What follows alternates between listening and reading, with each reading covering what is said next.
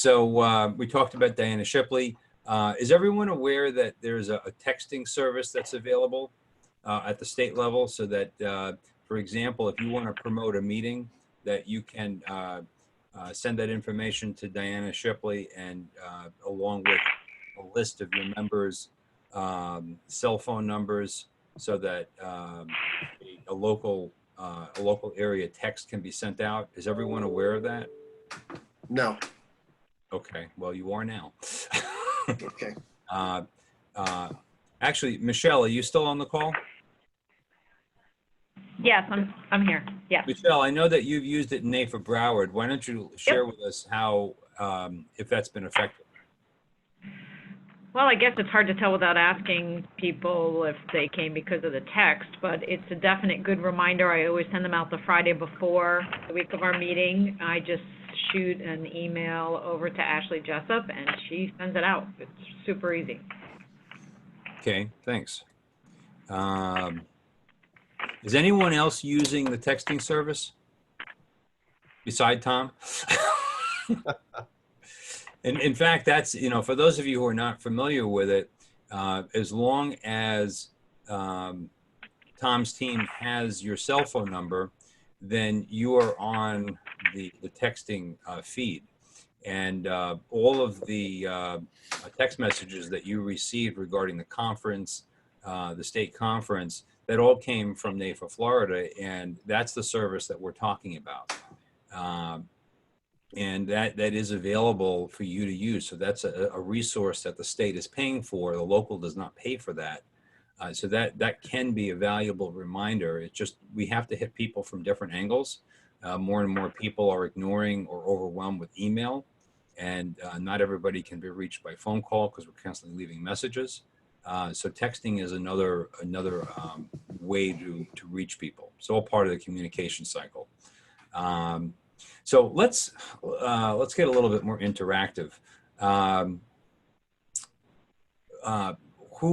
Does anyone have a plan or an idea of how many meetings they're going to be having for next year? Let's start with Bill.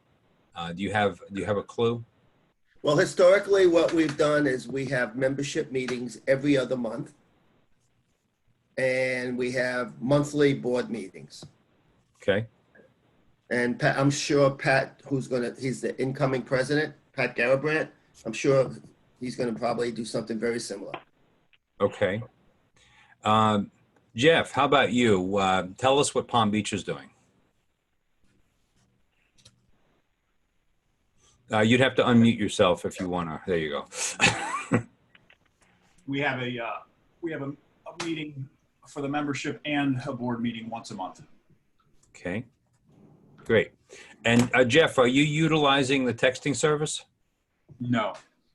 Okay. So is that something that you were aware of, or you just chose not to use it? Yeah, I might be wrong about that too, because we are at every meeting we are asking people for their proper cell phone number and asking if it's okay to text them. But I haven't been receiving the texts, so that's why I'm not sure if we're using it or not.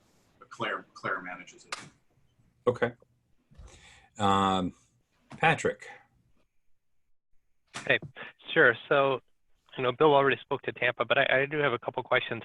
With respect to the texting idea, which I love, are we providing Diana each time with like a spreadsheet with both cell phone numbers, or is there a, in the NAFA database, is there, do they distinguish which ones are cell phones or which ones are office phones? How does that work? So all you need to do is, and actually it's Ashley who's managing that, correct? Yeah. Is that right, Tom? So you just need to send Ashley, perhaps in a spreadsheet format or any format you can get it to her, a list of the cell phone numbers that you want to be sent out. You don't have to do that each and every time, just once. And they actually maintain the database divided by each local. And they have the capability of just basically creating a group.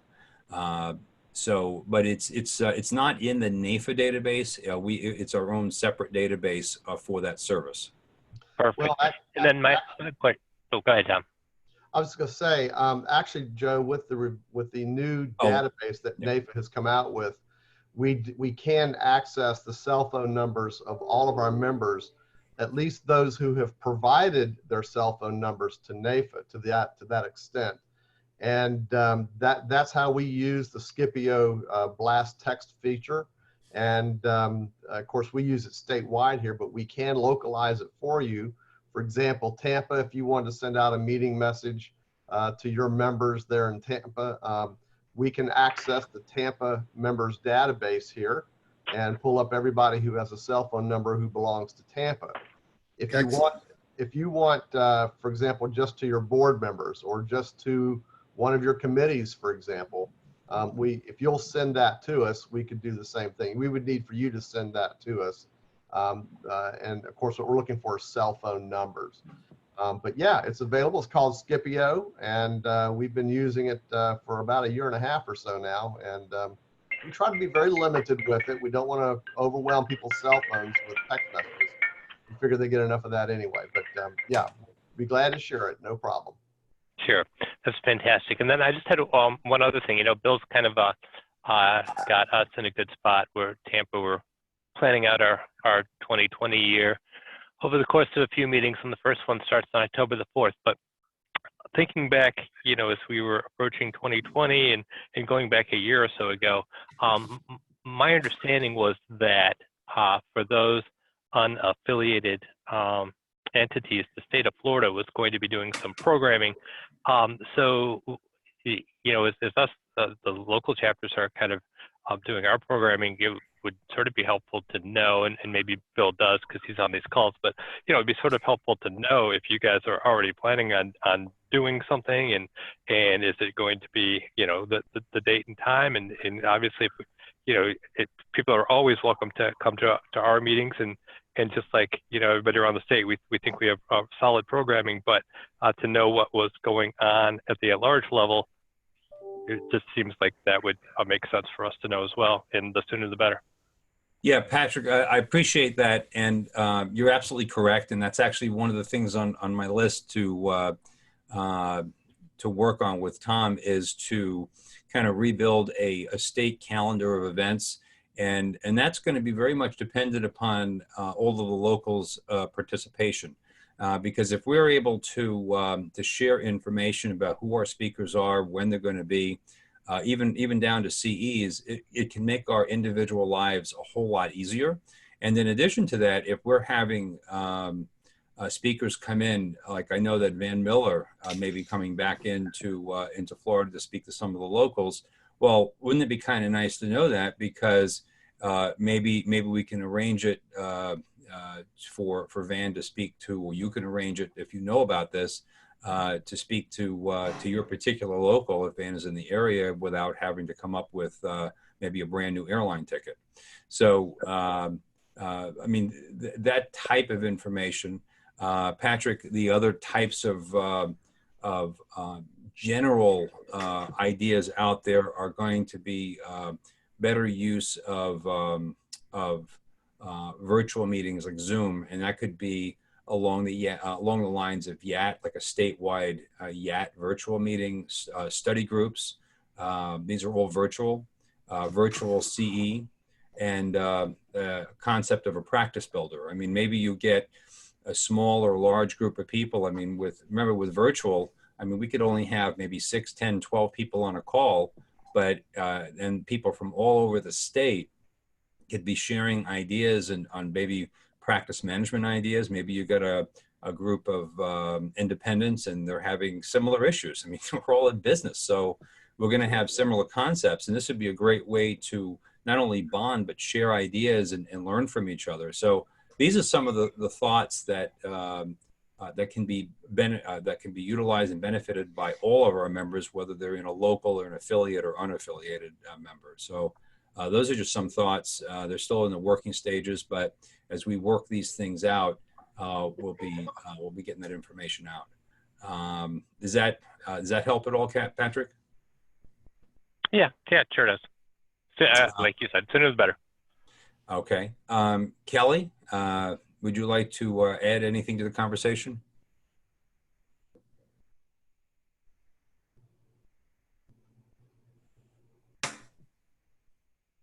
Kelly, are you able to hear us, or you're still on mute? She's taken herself off mute, but we're not hearing her. Okay. Kelly, maybe you're having some audio issues, so we can always come back. Michelle, are you? I know that you're doing a great job in Broward. What are your plans for board meetings and membership meetings in 2020? We do one of each once a month, except for over the summer months. We're going to add in a couple of social events, at least one a quarter. And as you mentioned, we are planning on having Van back. I don't have a date yet. I need to reach out to him and schedule that. And we try and do 1 hour of CE and then 1 hour of sales ideas related presentation.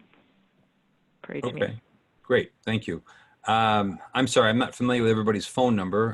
Who is 727? That's probably Craig. Is that Craig? Is that you? Yeah, that's me, Joe. Okay. Well, Craig, do you have anything that you want to add? No, I would reiterate that, I think it is important for us at the state level to get the programming out to all the presidents and let them know what's going on, so we can buddy up if you want to, bring a speaker in at the same time or a similar time. So that was a point well taken, and I'd reiterate that as well. Tom, I know that the state website is will be have a makeover in the near future. Are we going to have a calendar feature where we can, as we get the information in, we can put that information on the state website?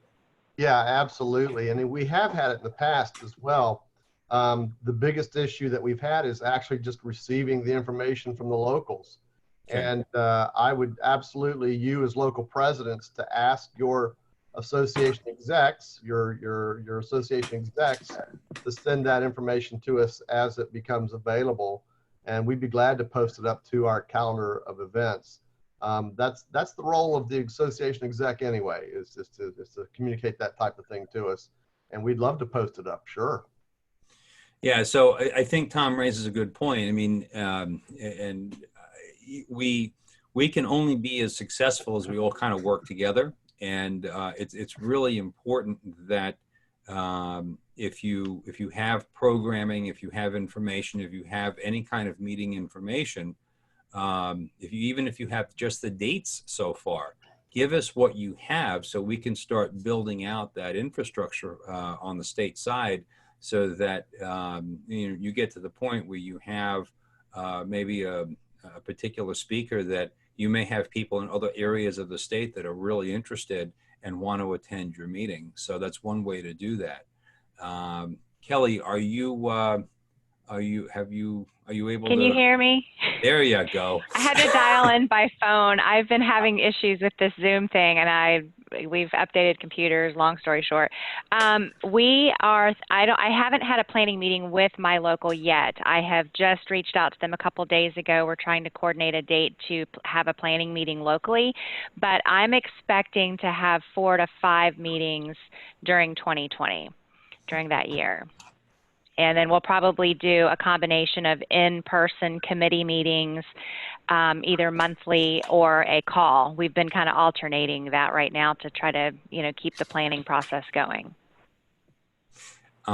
Great, thank you, Kelly. And there's another thing too that I'd like to share is that you may want to consider interjecting a Zoom meeting inside of a live meeting. And what I mean by that is you can bring in either a speaker from national or a speaker from state. For example, you could have a political meeting. This is a requirement that we're supposed to have as locals to satisfy national's charter agreement. We need to have at least one political meeting a year.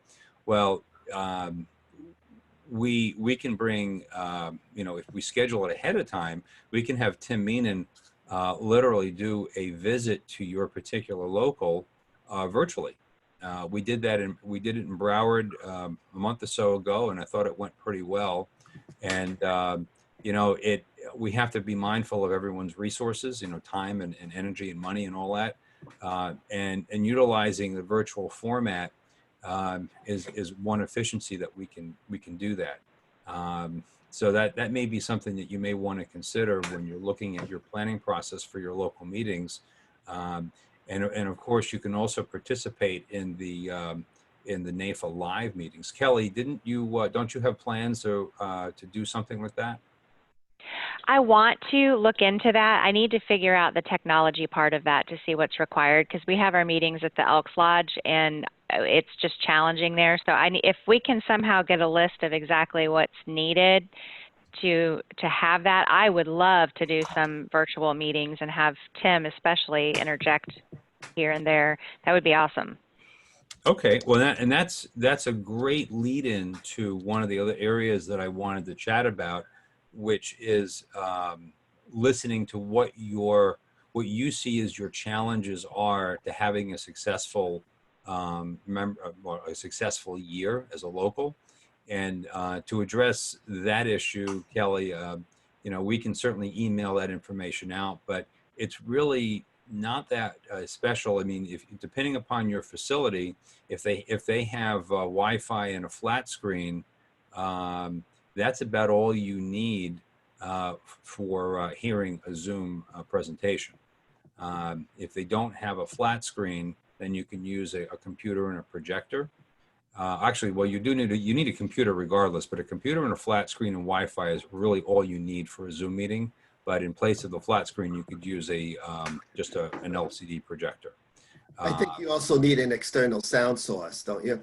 If it's the LCD monitor, you don't, because the speakers on the television will work just fine. If it's not a monitor, then you would need an external sound source. Yeah, we use projectors, so. Okay, yeah, then you're absolutely correct.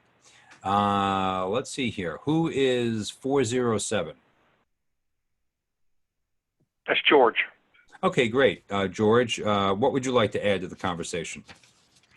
Well, just to answer your question about the meetings, we have 10 meetings a year, 10 luncheons. We don't do one in July and August. And we have a board meeting every month. And we do our planning and budget board meetings in July and August when we don't have the luncheons. And Okay. secondly, I think it was Carol that said that they have Van Miller coming down for a meeting. Michelle. Yeah, it's Michelle. Oh, Michelle. And is that in Tampa? No, Broward. No, we're in Fort Lauderdale. Oh, okay. Because he told me at the state or the national convention that he was going to come down, and in Orlando, we were going to have him down again also. I know that he has a daughter that lives in St. Petersburg.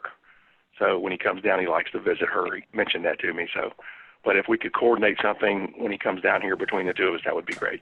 Hey, this is Patrick. Agreed. He told me that March and May were good months for him, so we've reached out to book him for the fourth Thursday in March, but we haven't gotten a response from him yet. But I can keep you posted.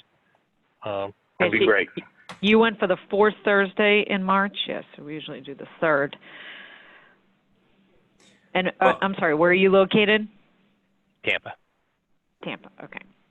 This is beginning to sound like a caravan. Yeah.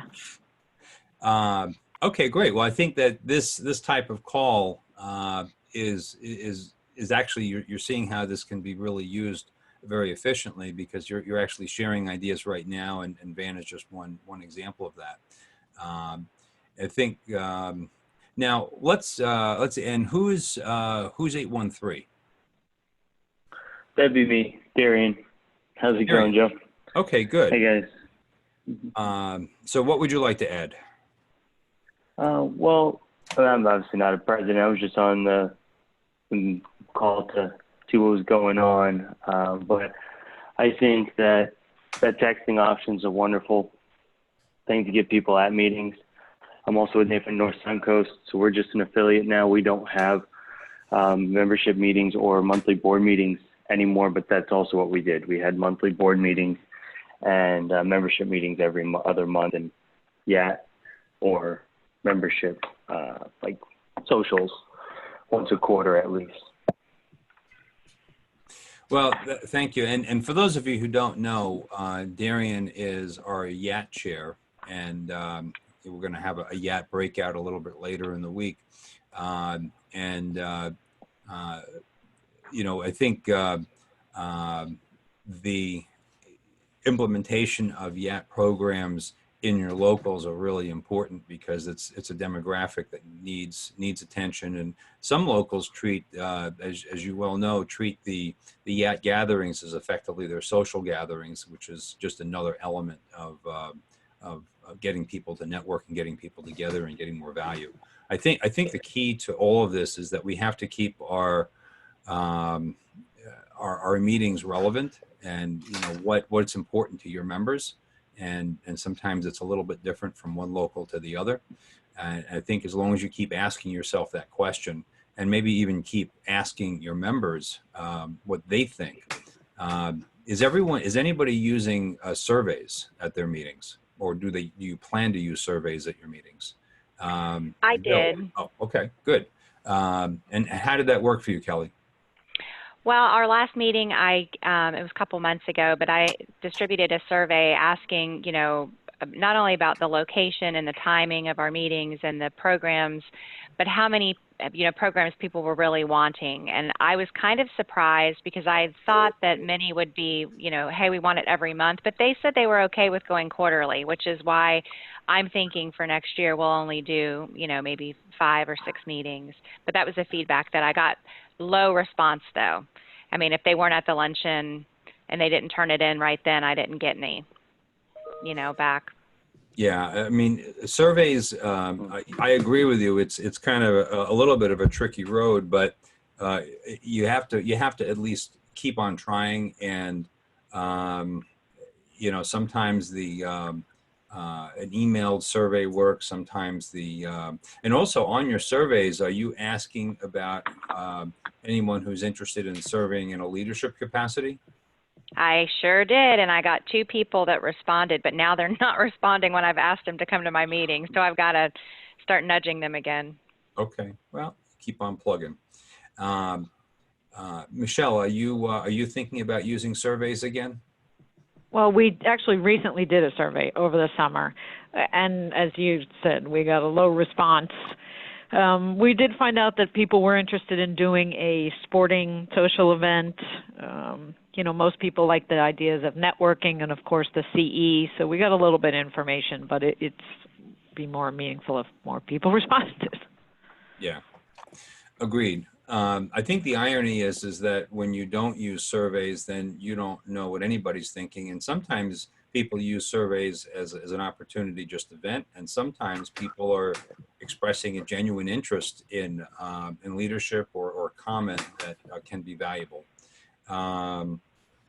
You know, I think that surveys are great, but typically you only give them to the people that show, and the people that show are the people that show every month or every event anyway. So it might be more valuable to call the people that don't attend and survey them and find out why are you not attending and what would help you or make you want to attend. I think that's a great point, Bill. I think that kind of goes back to the communication process, and we cannot only communicate in one dynamic. We have to use more than just electronic, because so many people are ignoring it, and it doesn't necessarily mean they don't care. It's just that our lives are busy, you know, and we get overwhelmed. And you know, if you get a member on the phone, or even a lapsed member on the phone, and let them vent. You know, I mean, maybe that's what they needed. Maybe they needed a little TLC in order to know that you really care. So I think that's a really good point. Just a note or two about surveys, if I could, Joe.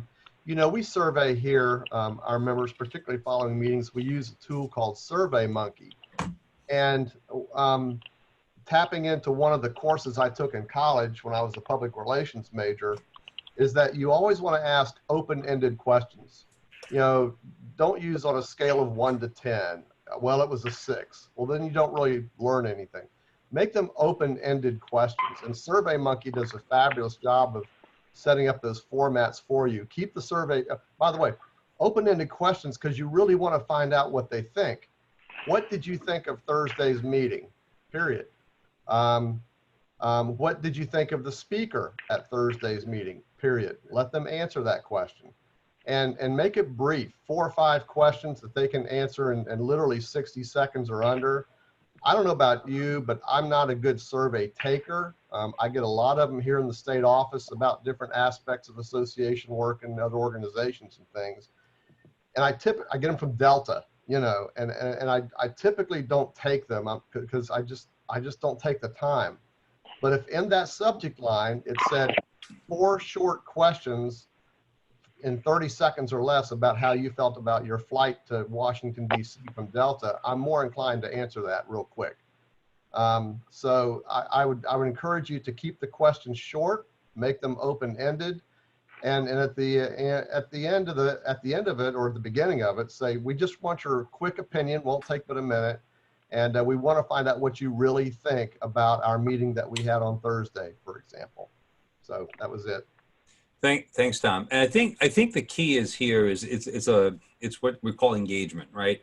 So and sometimes I think Tom's absolutely right, and I think we've all experienced that. We all get surveys, right? And the key is, how do we get people to engage in those surveys? And I think what Tom said about keeping it short, maybe even doing, you know, a 1-question survey or a 2-question survey, something that you could do at a traffic light, and quite frankly, if you get a response, well, that's a trigger that is really saying that they have some level of interest and they're experiencing some level of engagement. So then maybe that survey is a flag to say, all right, so you know, James responded to the survey. Maybe we should give him a call. Let's use Bill's concept. You know, let's call that person, and maybe we could have a little bit of a conversation to find out what's going on behind the answer. You know, and granted, you know, I think if we're going to have a really successful year and reverse our trend and start growing our membership, it's not going to be an easy road. It's going to require some phone calls and more engagement from our entire team across the state. And also the other thing too that I want to bring up is, you know, we're all of us are volunteers, and all of us have this other thing called income producing activity that we have to do occasionally, right? I mean, after this call, we're going to all be on to something else. And I think that as leaders of your locals, we all need to consider that. I need to think of that as being involved with the state level. And I don't want anyone to feel that they are overwhelmed. I know I was at a wholesaler meeting just the other day, and I ran into some folks from Palm Beach, and I was talking to a couple of individuals, and one of them said that, you know, he was just feeling totally overwhelmed. Well, we need to make sure that our local leaders are not feeling overwhelmed, because there are resources that are available. I mean, this is not a new gig. I mean, in some respects, we're going through some changes, but the underlying concepts are not new at all. And we need to know, I need to know, Tom needs to know what your challenges are. You know, I mean, if it's a technology issue, if it's a, you know, I'm just not sure how to do this, we need to know that.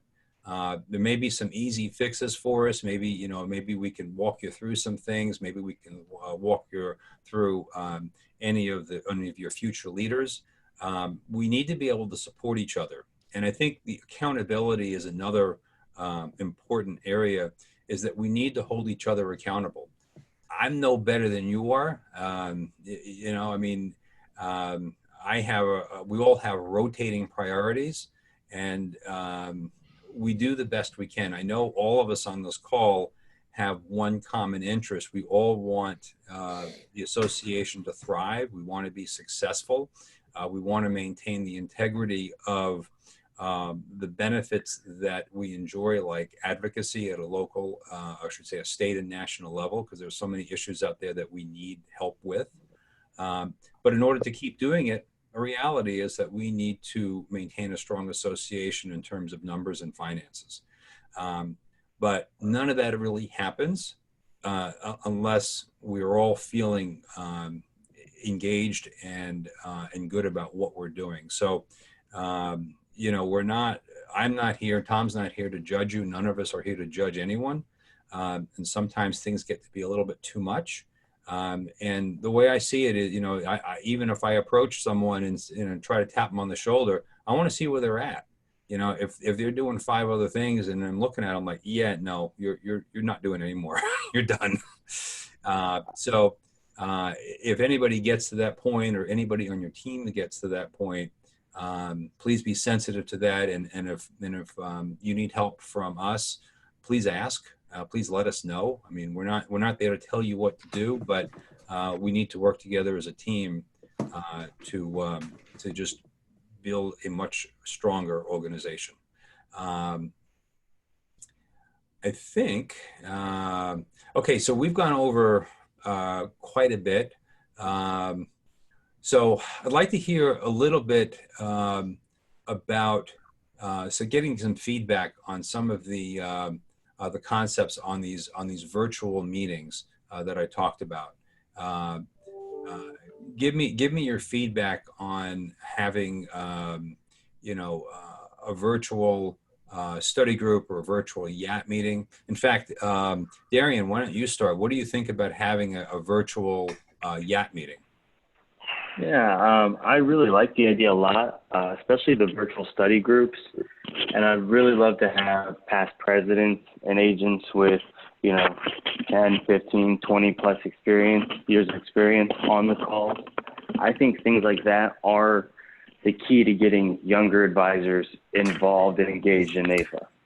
Because realistically, that's what we want. We want that value to see, you know, what the people did before to stay in the industry, you know, just different tips and suggestions. Not always easy, we all know that. So, you know, maybe books they've read. You know, there's so much leadership opportunity there for the members that have been around for a long time. And it's a win-win for everyone. So I think those virtual study groups would allow everyone to be able to get on those calls more often. Okay, I appreciate your input. And actually, as you were speaking, I forgot to mention one other idea that came through the pipeline, and that is to look at building a database of people who are looking for successors. You know, this is a cycle that we're in. And so if we could create a database of people that are looking to perhaps mentor other people in their businesses where that's appropriate, and then we get a list of people that might be interested in being mentored or joining up, or, you know, joining a practice in the line of succession, that I think that might go well with YATs. Darren, do you think that might be popular, or what do you think? I do. I think it'd be a beautiful resource to have as a YAT state chair, to kind of, you know, be able to reach out to those people and then get them connected to the YAT chairs of each local. I think that'd be brilliant. Okay. So I think we'll talk more about that. Let's talk about challenges. Can I just interject something? I love Zoom. Okay. I think it's a time management goldmine. However, you know, we build relationships with people, and this is all about relationship building, and it's hard to do that a lot if you're only Zooming. So you do have to have live meetings. Mm-hmm. Mm-hmm. I agree. Yeah. Darian and Bill, I think that point has not been lost, but I think that we have a reality. On a state basis, we effectively have two face-to-face meeting opportunities per year, once at a day on the Hill and once at our state conference. And we both know that we don't get 14 or 1,500 people at either event. We wish, You're right. we wish we got 300 people. But, you know, the reality is we don't. And I totally agree with you. But, you know, obviously, if more people would use cameras, and it's a technology issue, then we can work on that. But part of the idea of Zoom, as you well know, is it's a visual format. So Sure. it can be a little bit more effective than just a phone call. But you're absolutely correct. I mean, I would love to see the numbers of participants increase because we're doing it virtually, and then see them at a live event. Okay. Yeah, I was thinking Zoom as more of the hook to get the professionals, the young Right. professionals interested, and then we hold like social events, especially like in Tampa. I just went to a young professionals meeting in Tampa for realtors, and there must have been, I don't know, 50 to 70 people there. They flew in their young advisor chair for the nation from Sioux Falls, South Dakota, and he spoke for 10 minutes. You know, doing stuff like that to getting everyone else engaged and having, you know, affiliates pay for a lot of it, whether it be, you know, realtors or mortgage professionals or lawyers, whoever wants to sponsor our events to help pay for that. I think that's how we get them all in one spot and just kind of get more people involved there. Yeah, Darian, I think that's a fantastic idea. Have you thought about reaching out to the NAFA YAT chair and maybe engaging something like that? This just happened last week, and I kind of just wrote down the idea, but yeah, I definitely will get on that. I mean, look, like I said before, we're an organization of ideas, right? And you know, I've come up with my fair share of ideas, some of which got traction, some of which did not. But I want to encourage everyone in your locals. I want to encourage you to share your ideas. I mean, we're going to be creating an email address at the state level called idea@nafa-florida.org as soon as that technological part can get done. But you know, feel free to email me or email Tom any ideas or thoughts you have that go toward promoting growth in membership and leadership, because that's what we're about. What was that email address again? It isn't live yet, but it will be IDEA, IDEA, at nafa-florida.org. It'll be a mailbox dedicated for that purpose. But in the meantime, until we get that live, feel free to email me at joe@retirementcouncil.com or Tom's email address. Does everyone have Tom's email address? Oh, yeah. Yeah, good there. He's probably the one common hook we have here. I think everybody in the world has my email address. That's entirely possible. We got your number. Don't worry about it, Tom. You got my number too, don't you, Bill? We got your number. So, you know, getting back to challenges, I know that earlier Kelly said that, you know, she was concerned about some technology challenges regarding doing a live meeting or a Zoom meeting at a local. Are there other types of challenges that you want to talk about? You know, whether it be membership, reporting, meetings, whatever it is, it doesn't matter. I think our challenge in Tampa is to get new people to our membership meetings. Like I said, it's the same people every month. So I would love to come up with a way to get some new people in there. I know it's driven probably by the topic of discussion for the day. You know, if it's of interest to them, they might show up. We've been getting a lot of guests, which is nice. But I'd like to see some rank and file membership at the membership meetings, not the same guys every month. Okay. Do you, Bill, are you getting any non-members at your meetings? Yeah, we get a few. And how are you promoting your meetings? Emails. Okay. Do you put a Facebook, social media, but the text thing might help. So we're definitely going to look into that. And what about like a public announcement in a newspaper or other type of resource? No, haven't done it. Don't think we've done that. No. You might want to consider it, you know, like, because usually the papers will have area meeting notifications. I'm not saying you're going to get 30, 40 people from it, but even if you get one or two, and I don't think that costs anything. It's just a matter of doing it. Right. I think, Michelle, aren't we still doing that in Broward where Rhonda is putting a notification in the newspaper? Actually, we have Kim Bowman takes care of that, but yeah, she does list it in the calendar. Good. In the newspaper, yep. Yep. All right. So there you go. We've gotten one or two that said they came from that. Yeah. And you know what? You never know what that leads to. So I think that we can build out. These are the types of best practices that we can share at these kind of calls. On the cable, Spectrum, they have the community calendar. That'd be a nice venue as well. Okay. Maybe you should check that out. I don't know if that's a free listing or not. I guess it depends on what area you're in, but I think that's a great idea.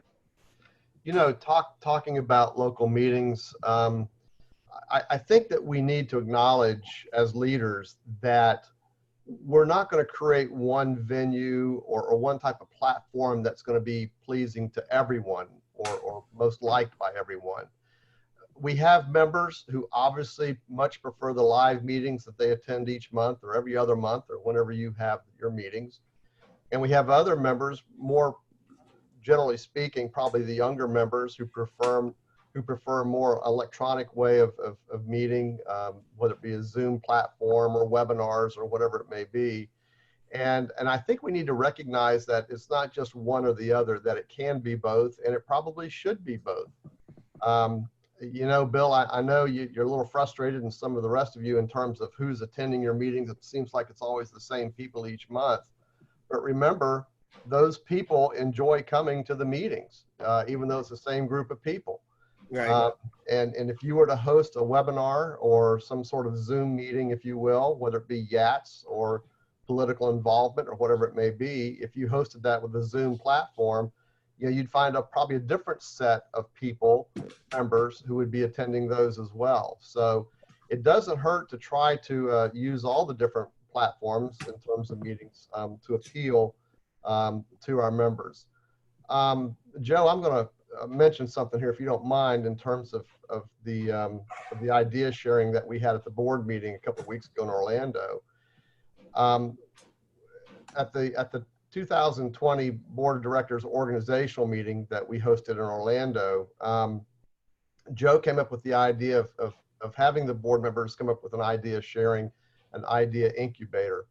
And one of the things that really stood out for me, one of the board members mentioned that I really hadn't thought much about is, how much time do you spend in your local meetings talking about committees, the need for membership growth, PAC reports, PIC reports, so on and so forth. And while those things are important, I think that sometimes they can overwhelm your local meeting. Remember, your members are there to learn about how to make more money every single day. They're there to network with fellow members of the association. And sometimes we get caught up, and Craig Duncan, you're the one who brought this up during that idea sharing. I think you're still on the call, about keep it brief, keep the governance, if you will, part of your meeting extremely brief, and move into those things that they want to talk about. Craig, do you want to expand on that a little bit? Yeah, I'd be glad to.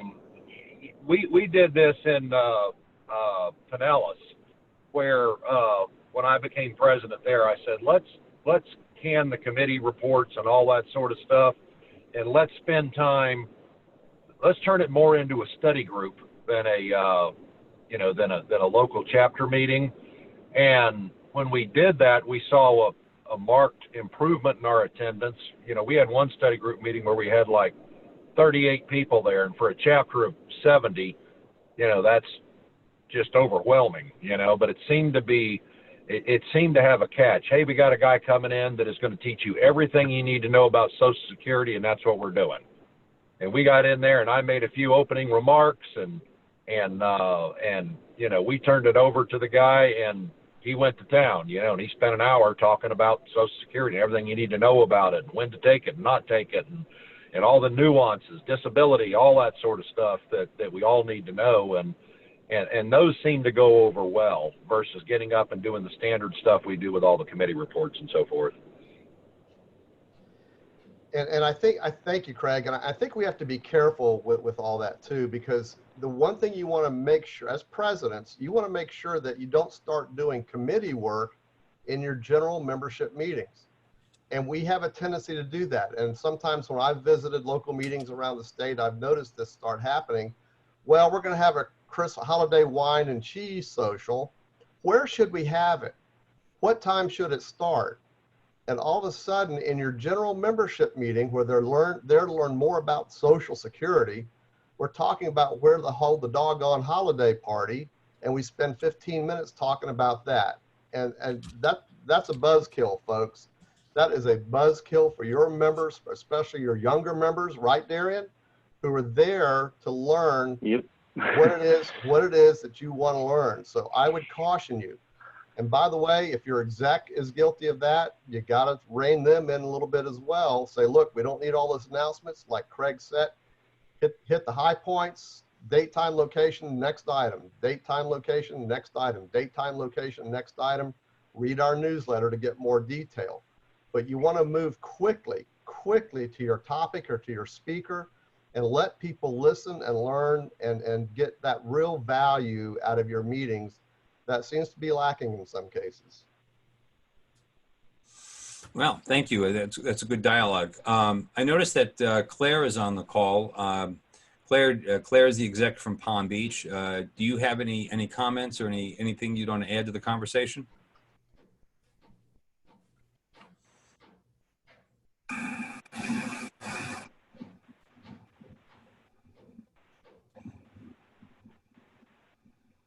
I know you've taken yourself off mute, but we.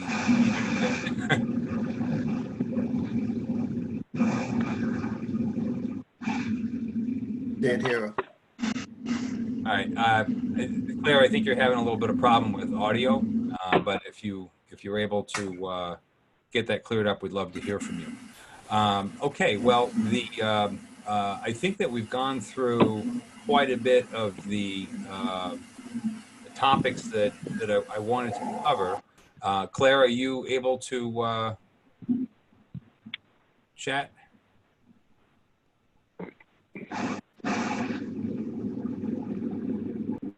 Okay, maybe not. Is there? Did you find this kind of format to be useful? This is Bill. I did. I love, like I said, I love Zooming. Okay. Jeff, we haven't heard too much from you. What do you think?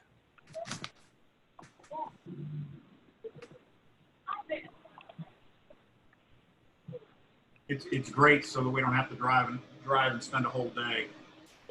Okay. All right. So Jeff is anti-driving. Got it. Okay. Patrick, what do you have anything to add? And you've given some good contribution. Well, first off, yeah, this is much better use of time to do it this way. So thank you, and I would encourage all of our presidents' meetings to be like this. The one thing, when we were looking at ideas or, what we need from the state, this is probably bigger than a bread box, but since I have you and Craig and Tom on here, I'll at least plant the seed. It would be nice to have some of the state support just in terms of, and actually I think as we were talking about 2020, I think, and again, I keep going back about a year ago, but I think Tom mentioned that this was actually sort of on the roadmap, but I don't know, I've seen it yet, so maybe it's a day 2 or a day 3, Adam.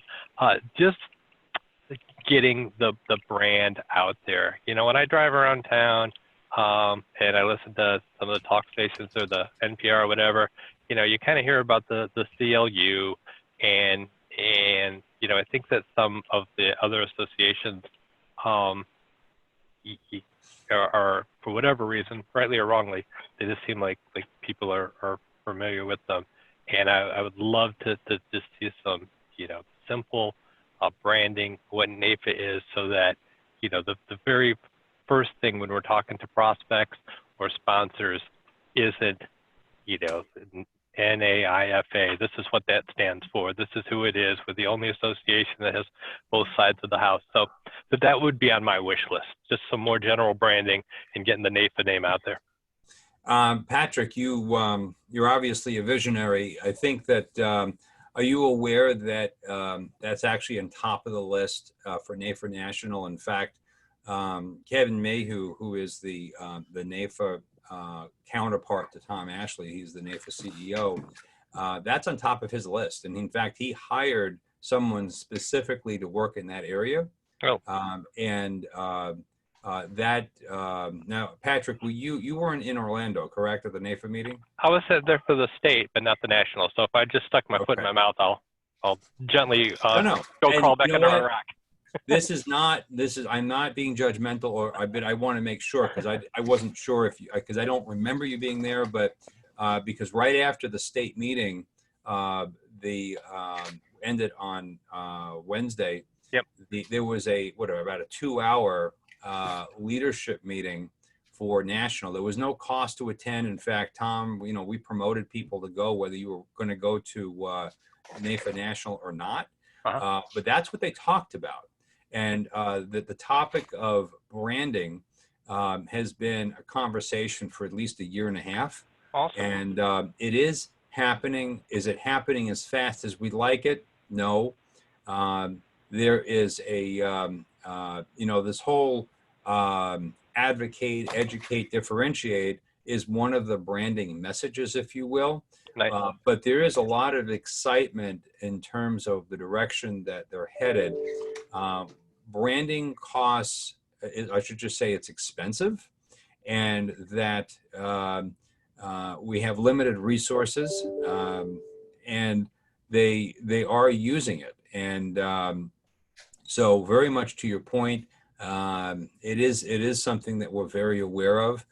In fact, even our landing page, it's a very subtle approach, but we're all trying to get that message out there and talk about NAFA. In fact, even if you go to the NAFA Florida or the NAFA website, and you do it's in there. It's the first item on the. Patrick, it's not on video though. Patrick, you're are you able to see the screen? I don't. I'm on the Florida one right now. NAFA-florida.org. Yes, and what Tom and Bill were holding up is the 2020 state and chapter playbook and the local playbook. So the bottom line is that what you're talking about is in the works. It has been in the works, but it takes time. And I would encourage you to go to the national website. There's a special leadership page. Tom, perhaps you can email out a brief summary of this meeting and put in the link to that particular page so that you're all familiar with it, because there's a lot of branding information there. We at a state level, we have a monthly call with our liaison at national, and where the activity at national has been equated to having an LDH fire hose, a large diameter fire hose, open up full stream like almost every day. So that, if you take a couple of days off, you come back and you've missed a lot. There's a lot of activity going on. Now, I will say, and I'm sure we've already experienced that, there is some growing pains going on at national, because there's a lot of changes going on and it's going rapidly. So, we at the state or even the local level, if we haven't been tuned in for a couple, 3 weeks or a month, we don't know what's going on, because a lot of things have changed.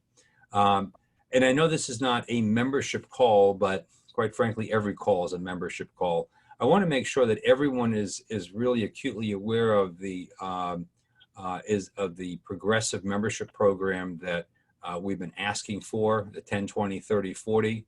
And that's what I referred to and referenced earlier when I mentioned the join.nafa-florida.org landing page. And it is, if you go to that page and you look at the dialog box, you can fill in, what your challenge is, how many years you've been in production, and that will take you to a page that will enable you to join, for that person to join right there on the spot at whatever year corresponds to their responses, and also the ability to sign up for the ambassador program, which NAFA is sponsoring. So there's a lot that NAFA is doing for our benefit, but we don't necessarily know everything. And the other thing too is that we still have a lot of people at the local level, that members in general, that think that the entire NAIFA experience is only at the local level, right? Bill, I don't know if you've experienced that or not, but we need to make sure that people are aware that local meetings are certainly a valuable resource for networking and bonding and things like that. But there is so much more that's virtual. And I don't think, for cost purposes, we don't necessarily want, if you have 200 members or 100 members at your local meeting, a local membership, you may not be set up to have 100 people show up. It would be kind of cool to try out, but I mean, A good problem to have, right? yeah, but we know that we need to make sure that people are aware that there are resources available hooked in through the NAIFA website, that a lot of these benefits are virtual. I mean, ClientCast is one of them. And in fact, I'm working, that's one of my goals, is to get the folks at ClientCast to maybe do a virtual pop-in, right? Maybe we would do, I'm not sure how we would approach it, but we can utilize some of these resources and do Zoom pop-ins, like a 10-minute or 15-minute segment at your local meeting. So there's a lot that we can do by utilizing technology at face-to-face meetings that could bring more value to your members. And I think that also ties into what Tom was saying earlier, that we can't go forward by looking in the rearview mirror, and we can't do today and tomorrow what we did yesterday, because it's not working. We need to do things differently and experiment what works in your area and for your members. Does anybody else have anything else to add? Yeah, Joe, if you don't mind, just for 1 second, I want to really get this in before we look at closing this out. But one of the most important things that you folks need to be doing as local presidents of your chapter or your affiliate, if that's the case, is organizing your committees for 2020. And this is an area that is absolutely vital to the mission of this association, is the work of those 6 primary committees at the local level. Frankly, here at the state level, we're seeing a bit of lack of participation, if you will, in terms of local committees. And we really have got to focus on ramping that up. And that's what Joe and I are going to ask you to do in 2020, is to please make sure that you have committee chairs and committee teams in place in the areas of health insurance, young agents, which is YATS, political involvement, political committee, what we used to call the PAC, legislative, and membership. Those 6 areas are extremely, I'll just say it, it's extremely important to the future of this association. We need you folks at the local level to developing those committees, making sure that they are vibrant, making sure that they're doing their work, and again, carrying out the mission of the association. And I'll just give you one example, and that is political involvement. We had our Day on the Hill last year in March, this year in March, here in Tallahassee, and we had several legislators who did not have appointments with our people because we didn't have enough members coming to Tallahassee for Day on the Hill to cover all of the legislators in the Florida House and the Florida Senate. Well, our mission as an association is advocacy. That's one of the most important things that we do, if not the most important thing we do, is advocacy. And we had a lot of holes, folks, up here in Tallahassee in March with those appointments. So that's just one example. I know that several of you really do not have vibrant membership teams working. Some of you do. But I just cannot overemphasize the need for our local chapters, our 6 large local chapters and our 2 affiliates, to make sure that committee chairs are in place for each one of those 6 committees, to make sure that teams are assigned to those committees, that those committee chairs are reporting briefly at your board of directors meetings. And as we mentioned before, they don't necessarily need to report at your membership meetings. The president can handle those very quickly to move on to the program. But certainly the board of directors should be aware of what each of those 6 committees is doing, if they're doing their work, doing their job, and are vibrant. Now, I'm not naive enough to know that it's a challenge. It's a challenge finding volunteers to step up and help with each of those committees. But let's take health insurance, for example. A lot of your members, if not most of your members, sell health insurance. And I would think that a lot of them would be interested or would at least be willing to participate on your local health insurance committee. Next year, Craig Rodrigue from Orlando will be chairing our health insurance committee. As a matter of fact, our next Zoom teleconference is this afternoon at 3 o'clock with the health insurance committee chairs, as we will have throughout the week. And there's a reason that we're doing this. This is a reason that we're meeting with these chairs right now in September before we get to 2020, is to really kick off these committee chairs, these committees, to do the work at the local level. And I don't think I need to tell you that here at the state level, we absolutely rely on our local chapters and affiliates to do the work of the committees and to work all together at the state level to carry our mission. So that's just an appeal from me to please, if you have one goal, in 2020, you can only do one thing as president.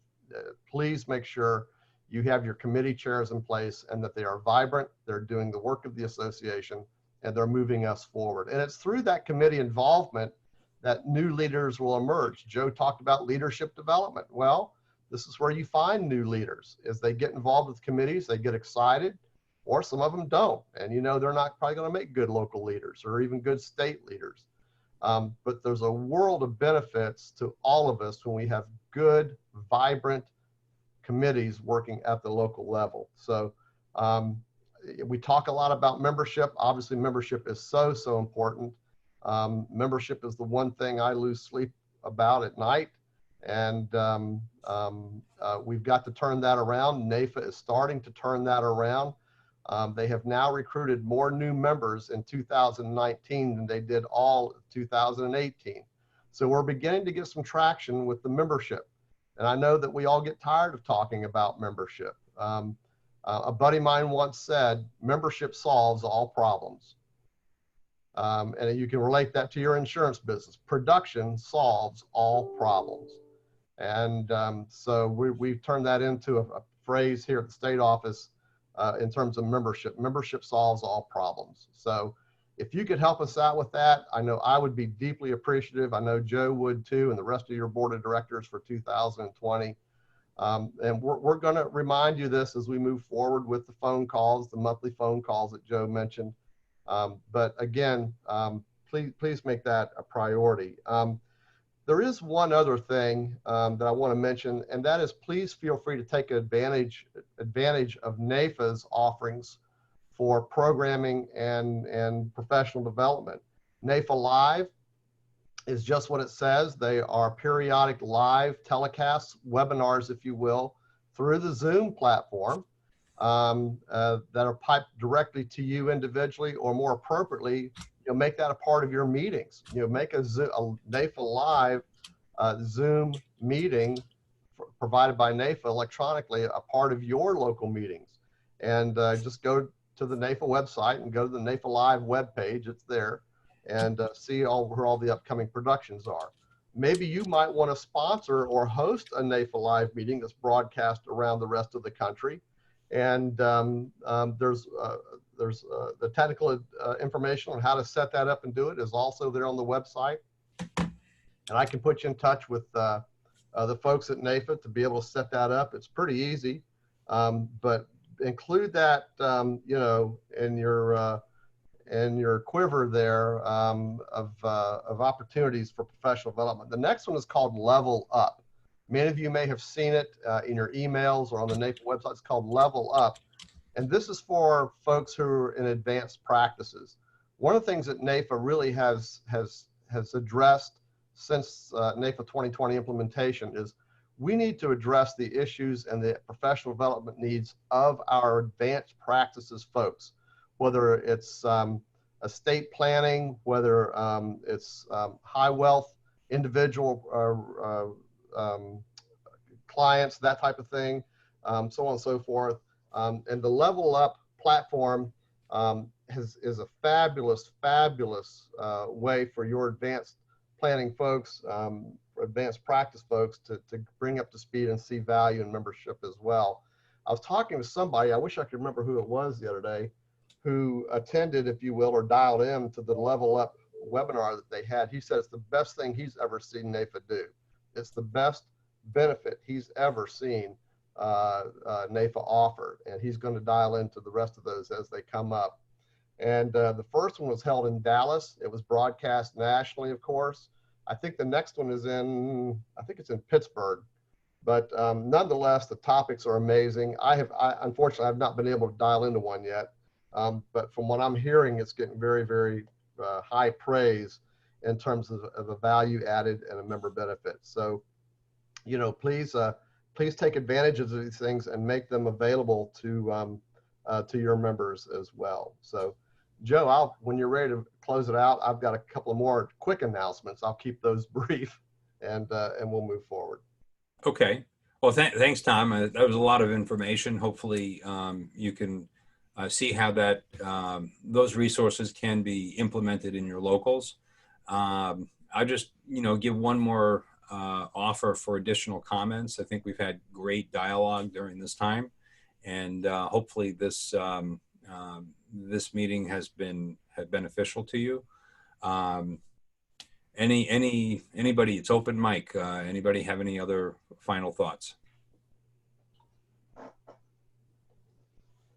Okay, Tom, maybe you want to. Bill's trying to say something. Oh, Bill, I'm sorry. No, I was going to say a joke. Yeah, I lost it with the mute. It was open mic, so I started to tell a joke. Okay. Is there anyone else that? Joe, can you hear me? Yes. Hey, I do have a question. Do you find in your local that, people are sacrificing at least a day, if not a day and a half minimum, to get up to day on the Hill, and then they have a cost on top of that.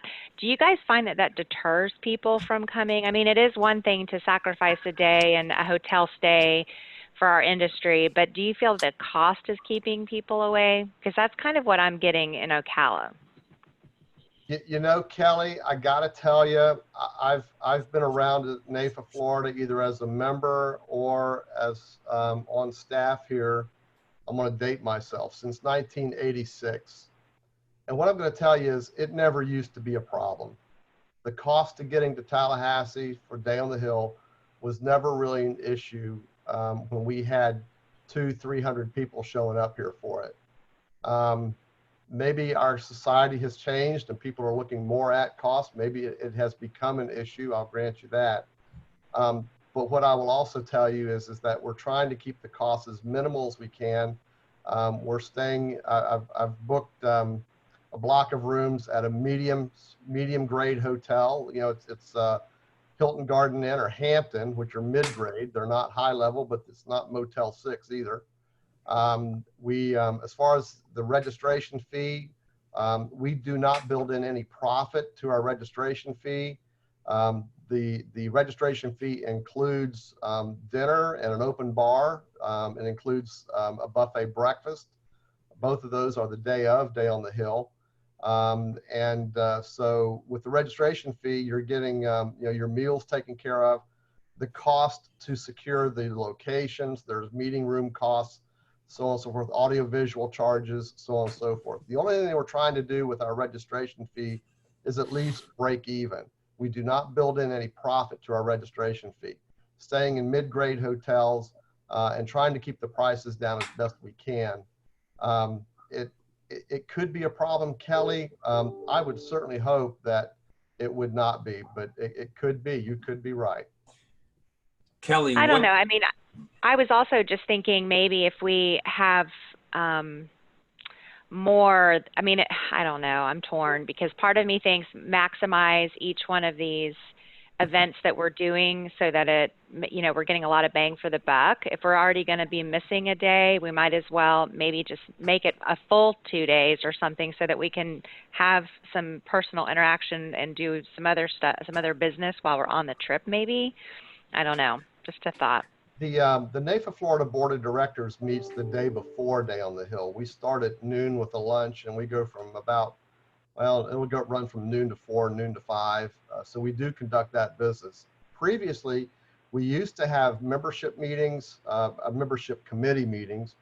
We used to have PAC committee meetings on Wednesday morning to really take advantage of everybody's in town. Let's have a membership committee meeting. Let's have a PAC committee meeting. And what I'm going to tell you, Kelly, is people bolted. They left Tuesday night after the dinner was over with, after Day on the Hill, or if they did stick around Tuesday night, they sure weren't showing up in our committee meetings. That attendance in those meetings dropped to where we were only having 2 or 3 people for each of those 2 meetings. And I was paying $300 for the meeting room plus $100 for coffee and $50 for donuts. And next, I'm in for $500 for a meeting for 4 people.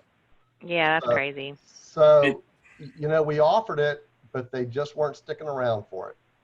And also keep in mind that the night before Day on the Hill kicks off, we've been doing that Herb Morgan dinner, although it's not a sanctioned NAFA Florida event, it still happens.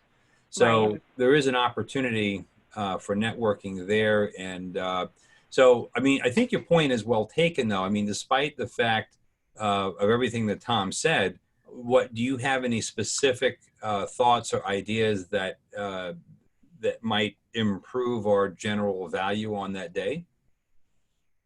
Nothing specific. I mean, I've been racking my brain as to, like even a meeting like we're doing now is great for me because of my dynamics in my local. I appreciate having the Zoom, but to me, it's almost disruptive to my week because I'm serving so many different committees that I'm having to log in during different times during the week. But I'm willing to do it because that's, the situation at hand. I just wonder if having it on one full day would have been a little bit better, but I don't know. I'll keep brainstorming about Day on the Hill. I just was wondering if that was something that you guys had been given as feedback. I don't think it's, a huge issue, but I just know that Ocala, when we've mentioned it, they're like, oh, I have to pay for a day and I'm taking a day away from my business. So I've heard that, but, Here's a thought. If your chapters have the budget to do it, is to offer some reimbursement, because that's what we do to get people to go to the conventions. I'm going to do it this year for Day on the Hill. So whatever money you can get, if you can even just cover the $99 registration, at least it gives them something back that you appreciate their time that they're spending, and it helps out with the cost, because I think it has become an issue that people have a million different things they have to put, people are putting their hand out for, so this is what tends to get cut. Yeah, that's a good idea too. Yeah, I think that's a valid point that Kelly makes and Michelle makes, that and I think there's, and remember too that the foundation, the NAFA Florida Education Foundation, for the past 2 or 3 years has offered a little bit of a stipend. I think it was $100 to help offset the cost for different demographics. I mean, one year we did for YATs, other years we did for first-time attendees, whatever the case may be. So I guess the real question is, what's really the issue? Is it a time issue? Is it a money issue? Or is it an interest issue? And sometimes we tend to mask what the real issue is. I think the reality is that there is no way to replace the experience of being in the seat of state government where decisions are being made that impact our lives. And it's similarly said with going to Washington. Most of our members, I would dare say, have probably never been don't really visit with their legislators. And this is a really cool opportunity to do just that and understand, get a little bit better flavor of how the legislative process works. And I think the first step is to get people interested in doing it. And Kelly, Joe, you were right on, because I was one of those people who was never interested in attending that until I went. So whatever we can do to get people to attend the first time is what we have to focus on. And once they go, I think, you know, it'll grow. But getting them there the first time for me was pivotal. and we hear that a lot, Bill. We hear that a lot. Once you go the first time, whether it's the state Day on the Hill or the federal Congressional Conference, which is the national Day on the Hill, you become a disciple. And I've heard that many, many times from other members. And Kelly, what I would say to you is that if you come up with other ideas, other thoughts about Day on the Hill, the rest of you as well, man, we are open to any thoughts or ideas that you have regarding all that, Joe. I mean, if you've got some new ways of thinking about Day on the Hill or have some suggestions or ideas, I am all ears when it comes to that sort of thing, or our conference, or any of the other meetings that we have. That's exactly right. And I think, let's face it, we are the leaders of NAFA Florida, you know, local, state, we're all working together. And quite frankly, we're working for our survival, because if our membership, decreases, we won't have a discussion about Day on the Hill because we won't exist. And we mean, and I don't mean to, call crisis mode, but I kind of feel we're in that. And unless we all work together to figure this out and figure it out quickly, it won't matter. And but I think you could even maybe do a party bus. I mean, make it a social event. I mean, even from Ocala, you got a little bit of a ride. I know that in other parts of the state, people have carpooled. I mean, they've rented vans, they've rented cars, and part of the cool thing about going to, let's say, Tallahassee, was you're able to to socialize and to network within a car. I mean, you're a captive audience then. I know. I've participated in many ride sharing events in a minivan, and some people like to drive, some people don't. You may want to think about doing that, and maybe have the and for the affiliates, you may have a line item in our escrow account that you can request funds from us in order to attend Day on the Hill. And I mean, I'm not looking at what that is at the moment, but you got to look at the resources that may be available to you. Yeah, I will do that. I'll get with Tom. Okay.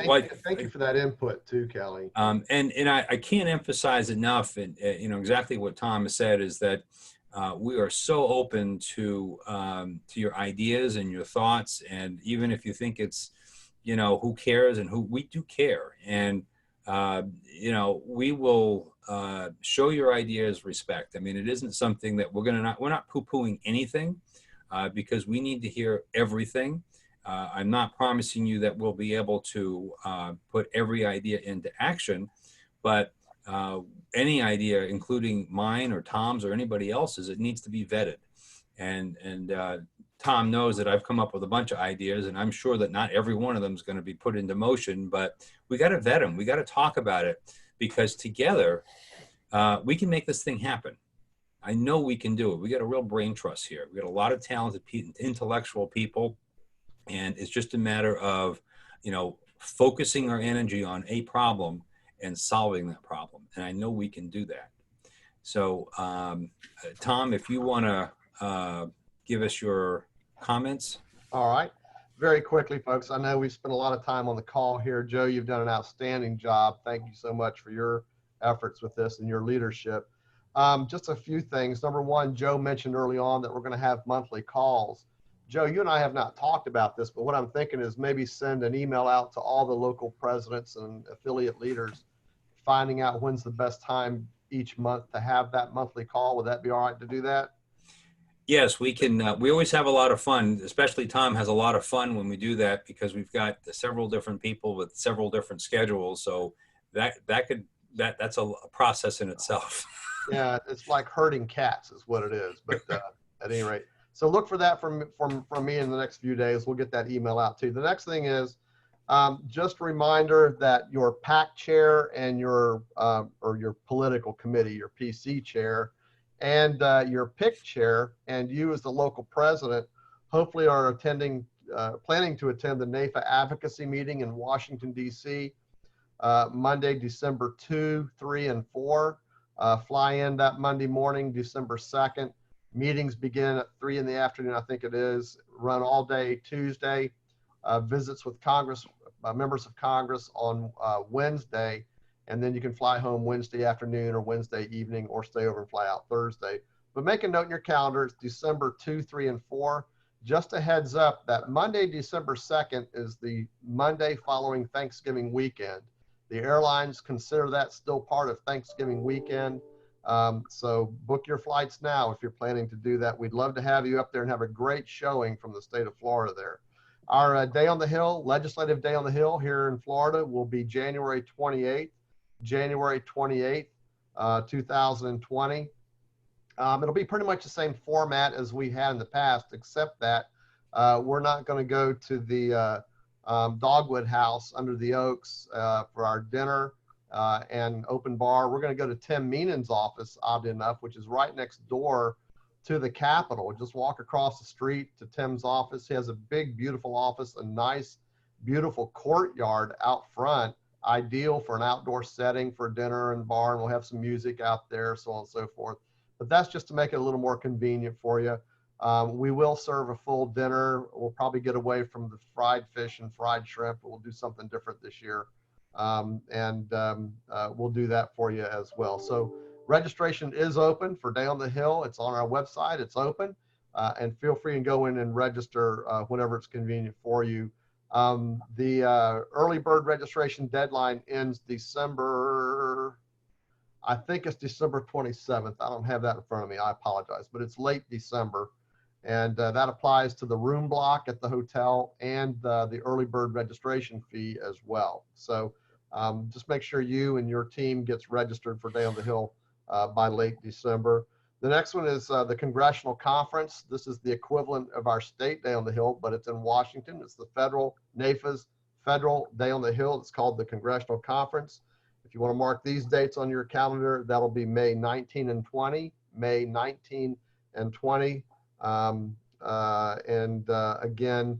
some orientation and update of what's going on at the federal level in terms of legislation and bills in Congress.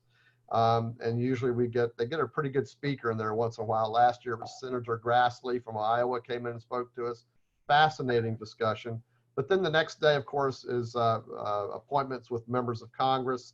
And we'll get that set up for you at the local level so you can get those appointments taken care of.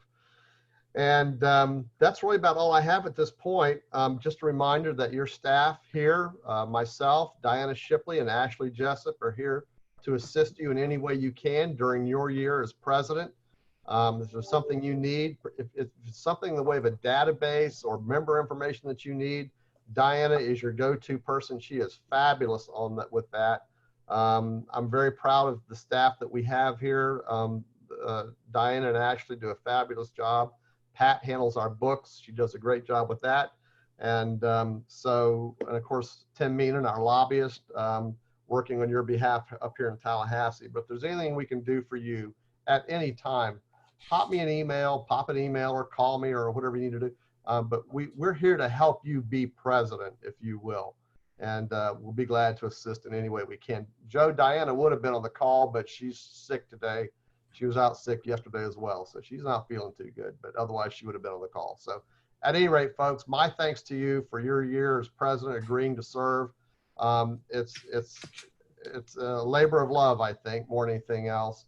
But nonetheless, you are very much appreciated by this office for the work that you're doing as serving as local president in 2020. Get those committees formed and get those moving, and we'd really appreciate it.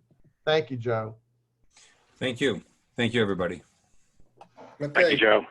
Tom, Yeah, could you stay on thanks, for a guys. Have a great day. All right, guys. Thanks. Take care. Thank you.